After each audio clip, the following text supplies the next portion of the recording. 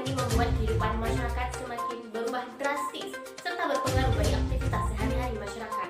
Dampak pandemi juga dirasakan oleh para pedagang, terutama bagi para pedagang di rantau PAU Aceh Tamiang.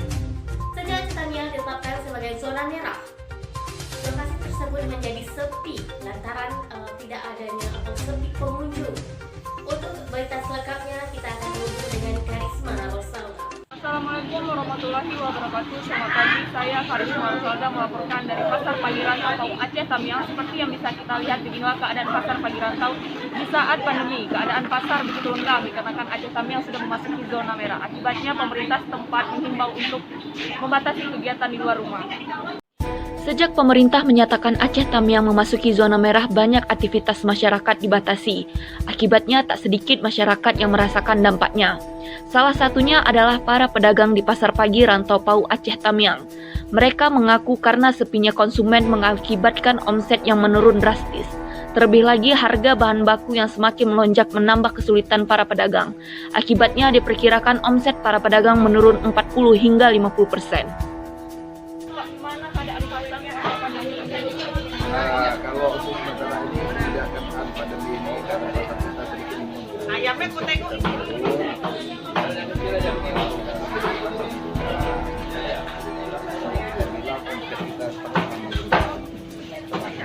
Apakah ada kesulitan Bapak dalam pengelolaan masa pandemi? Ya, kalau kita lihat kondisi di pasar kita ini memang kesulitan ada sedikit karena kurangnya konsumen yang datang membeli karena adanya pandemi, dikarenakan ada proses kesehatan juga lagi dari konsumen untuk datang belanja di pasar kan. Dan dari segi harga pun semenjak pandemi ini agak sedikit meninggi.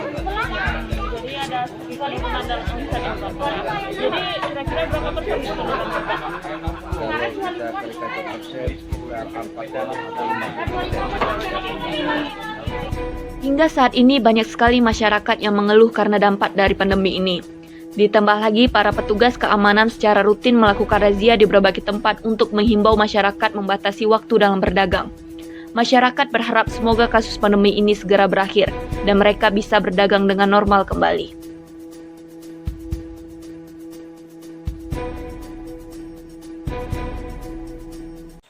Pemirsa, dampak pandemi juga itu dirasakan oleh pedagang buah di kota Banda Aceh.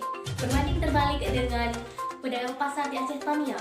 Justru, pedagang buah di kota Banda Aceh mengaku bersyukur dengan adanya musim pandemi karena mereka kebanjiran konsumen. Untuk itu kita akan terhubung dengan Yani Oktri Juwita. Nah, sekarang saya lagi ada di lokasi pedagang buah yang akan saya wawancarai berikutnya. Assalamualaikum warahmatullahi wabarakatuh. Saya Yani Oktri Juwita dari mahasiswa Universitas Samudra Langsa dari Fakultas FKIP. Jadi saya akan memberitahu bagaimana kabar pedagang di Banda Aceh ini dengan COVID yang sekarang lagi marak-maraknya. Maka dari itu saya akan mewawancarai salah satu pedagang buah. Ada di sini, langsung saja mari. Baik, saya lagi mewawancarai pedagang buah. Maaf, nama Bapak siapa? Nama saya Amri. Usianya? Usia saya masih 24. Sudah berapa lama Bapak mulai menjual dagang buah?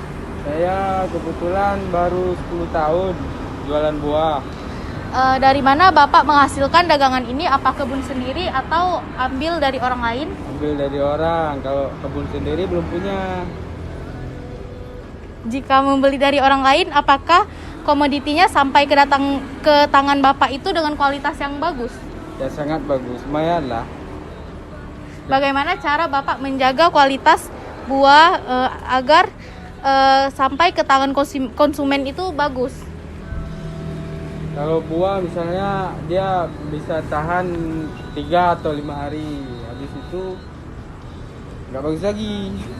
Baik, selanjutnya jika buah ini tidak habis terjual dalam sehari, akan Bapak memakan dagangan ini?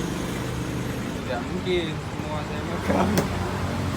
Bagaimana dampak penjualan Bapak selama pandemi COVID ini? Apakah menurun atau meningkat? Ya, alhamdulillah ya, COVID ini kadang membawa rezeki juga sedikit. Karena kalau lagi COVID ini jeruk saya banyak laku, jeruk, nanas, karena kan untuk vitamin ya, vitamin C untuk tahankan untuk imun tubuh gitu. Jadi ya saya bersyukur juga ada COVID-nya di sini. Baik, terima kasih Pak atas jawabannya. Cara Bapak menjaga agar buah sayur ini dalam keadaan segar selalu? Ya misalnya kalau di sini 3 hari langsung habis. Tiap hari ada masuk barang baru. Kalau enggak, itu ya resiko. Itu yang dari konsumen orang lain.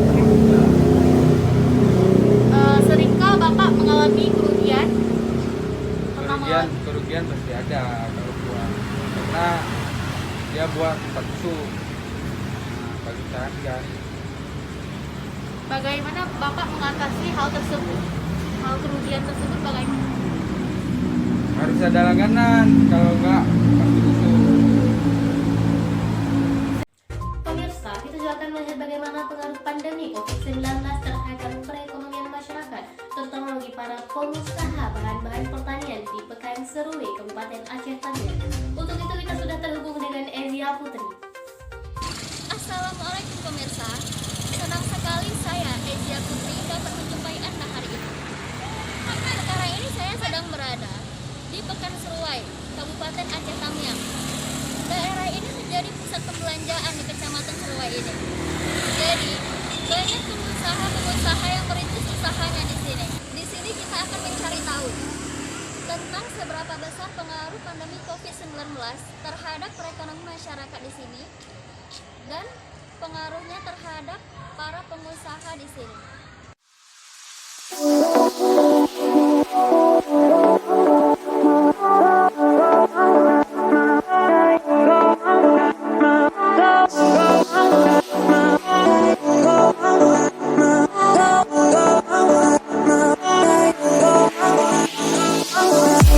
Nah, sekarang kita sudah bersama dengan Bang Arman. Beliau ini adalah salah satu pengusaha muda yang baru merintis usahanya beberapa tahun belakangan ini. Dia adalah pemilik usaha pertanian dan bahan-bahan pertanian. Selamat pagi, Bang. Pagi. Jadi di sini saya mau nanya sedikit tentang usaha Bang ini. Mengapa Abang lebih memilih untuk membuka kios pertanian? Kenapa nggak membuka usaha yang lain? Karena mayoritas penduduk di sini dari pertanian, saya melihat peluang sehingga saya buka toko pertanian. Bagaimana nih Bang dengan masa pandemi sekarang ini? Apakah ada pengaruhnya untuk penghasilan Abang dan daya beli masyarakat di sini? Pengaruhnya itu seperti apa? Pengaruhnya dia nggak berpengaruh nyata, tinggal lagi pasti ada berpengaruh COVID ini tadi, karena dari bahan-bahan pestisida dan pupuk itu naik. Nah, jadi kalau seandainya petani sebelumnya beli pupuk tadi 2 kilo, mungkin sekarang dia beli pupuk cuma 1 kilo karena harganya melonjak semenjak COVID. Kalau dari segi racun pun begitu juga, memang kenaikannya lumayan Tinggi ya lumayan harganya. besar kenaikan dari segi bahan-bahan pestisida dan pupuk. Oh iya, jadi tentang daya beli masyarakatnya pun berkurang begitu ya Bang? Karena biasanya orang beli 2 kilo pupuk, sekarang berkurang jadi misalnya 1 kilo gitu ya. Ya, petani jadinya mengurangi dosisnya karena harga bahan pokoknya memang tinggi.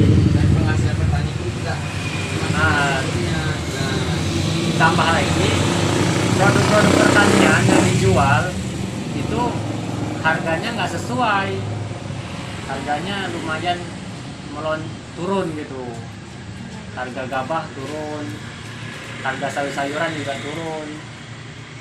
Tapi harga pupuknya naik gitu ya. Nah, harga bahan pokoknya untuk itu tadi pupuk dan pestisida naik. Jadi begitulah ya pengaruhnya tadi ya kan. Ya. Ya, jadi begitulah tadi penjelasan dari salah satu pengusaha di Pekanserui ini. Ternyata pandemi COVID-19 tidak hanya mempengaruhi penghasilan dari para pedagang, tetapi juga mempengaruhi daya beli masyarakat di sini. Mungkin demikian yang dapat saya sampaikan. Saya Ezia Putri dan rekan kerja yang bertugas menyampaikan dari Pekan Seruai, Kabupaten Aceh Tamiang. Terima kasih. Wassalamualaikum warahmatullahi wabarakatuh. Pemirsa, informasi tadi sekaligus menutup jumpa kita siang ini. Atas nama tim yang bertugas, saya Nuraina, izin pamit dan sampai jumpa.